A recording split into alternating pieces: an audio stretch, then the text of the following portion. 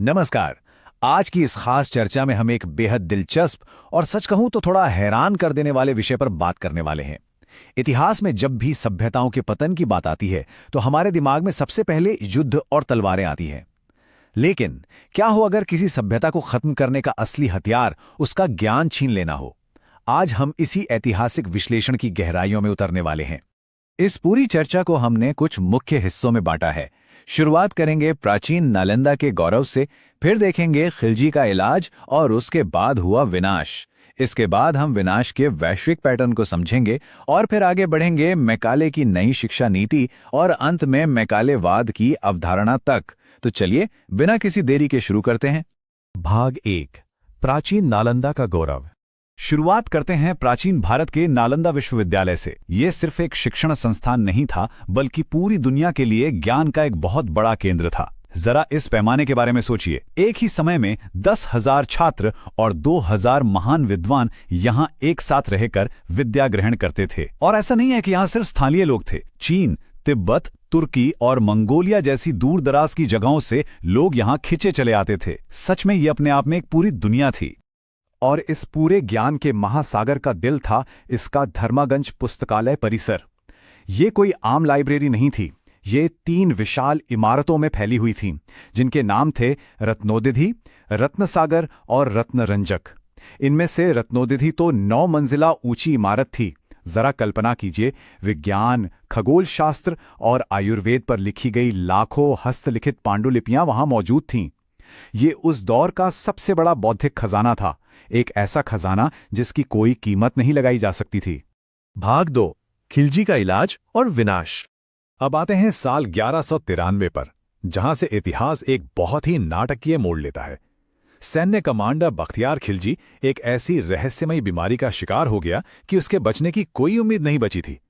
उसके अपने सारे हकीम हार मान चुके थे। तब नालंदा के आयुर्वेद विद्वान आचार्य लाहुल श्रीभद्र को बुलाया गया, लेकिन खिलजी अपनी जिद पर अड़ा था। उसने किसी भी भारतीय औषधि को खाने से बिल्कुल इनकार कर दिया। अब आचार्य जी भी कम नहीं थे। उन्होंने एक बड़ी ही चतुर तरकीब निकाली। उन्होंने गुप्त रूप से कुरान के पन्नों पर दवा का एक अदृश्य लेप लगा दिया। जब खिलजी पन्ने पलटता तो उंगली के जरिए दवा उसके शरीर में चली जाती। और चमत्कार देखिए, बिना जाने ही वो पूरी तरह से ठीक हो गया। अब होना तो ये चाहिए था कि जान बचाने के लिए वो एहसानमंद होता, लेकिन प्रतिक्रिया बिल्कुल उल्टी हुई।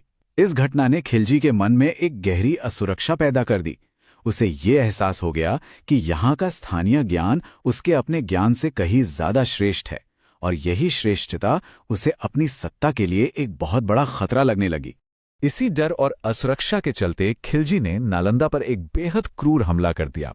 इतिहासकार मिन्हाज सिराज की लेखनी इस नरसंहार का बहुत ही दर्दनाक मंजर पेश करती है। उन्होंने लिखा है कि इतने ब्राह्मणों और बौद्ध भिक्षुओं के सिर काटे गए कि जमीन का रंग खून से लाल हो गया। ये सिर्फ एक हमला नहीं था, बल्कि उन सभी लोगों को जड़ से खत्म करने की एक साजिश थी जो उस महान ज्ञान को समझ सकते थे या आगे बढ़ा सकते थे। लेकिन विनाश यहीं नहीं रुका। इसके बाद जो हुआ वो इतिहास के सबसे काले पन्नों में दर्ज है। नालंदा के उस विशाल धर्मगंज पुस्तकालय में आग लगा दी गई। कहा जाता है कि 90 लाख से भी ज्यादा पांडुलिपियां अगले 3 महीनों तक धू-धू कर जलती रहीं। ये सिर्फ कुछ किताबों या एक इमारत का जलना नहीं था, बल्कि ये सचमुच एक पूरी सभ्यता के ज्ञान और पहचान की चिता थी। भाग 3, विनाश के वैश्विक पैटर्न। अब अगर इतिहास पर एक व्यापक नजर डालें तो ये साफ हो जाता है कि ये कोई अकेली घटना नहीं थी। अलग अलग महाद्वीपों और युगों में सांस्कृतिक विनाश का एक बिल्कुल स्पष्ट पैटर्न देखने को मिलता है।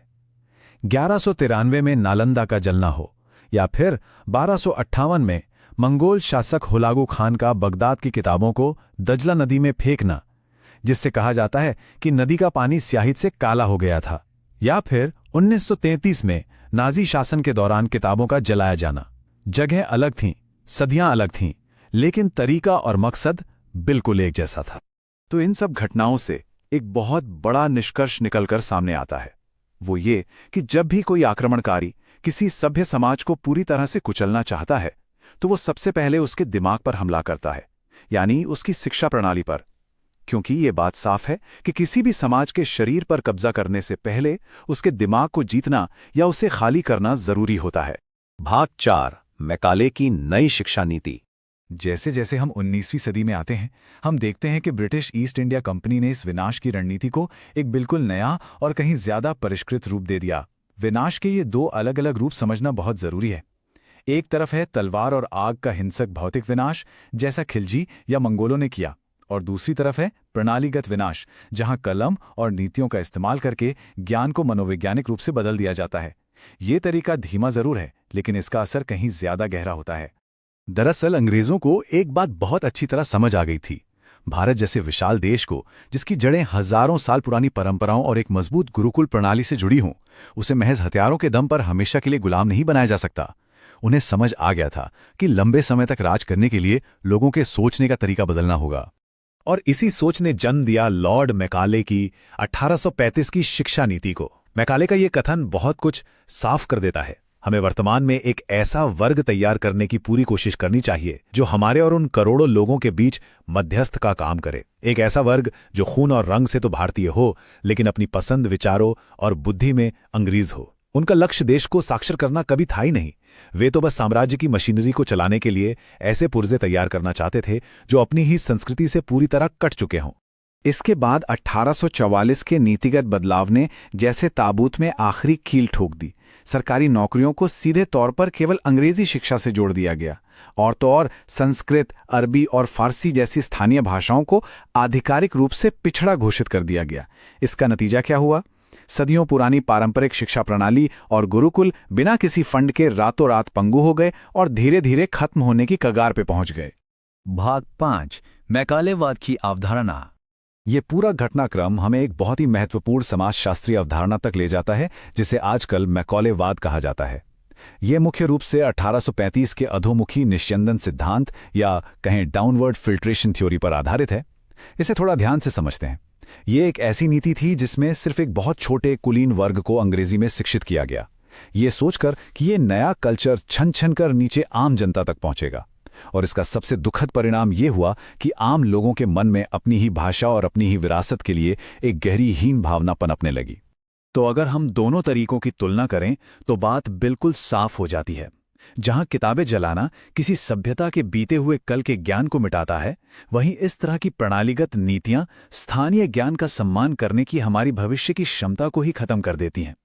इन नीतियों ने मानसिक गुलामी के वो बीज बो दिए जो देश आजाद होने के दशकों बाद भी अपना असर दिखाते हैं। एक ऐसा माहौल बन जाता है जहां विदेशी भाषा को सीधे तौर पर बुद्धि और सफलता का पैमाना मान लिया जाता है। ये पूरा विश्लेषण हमें एक बहुत ही गहरे और अहम सवाल के साथ छोड़ जाता है।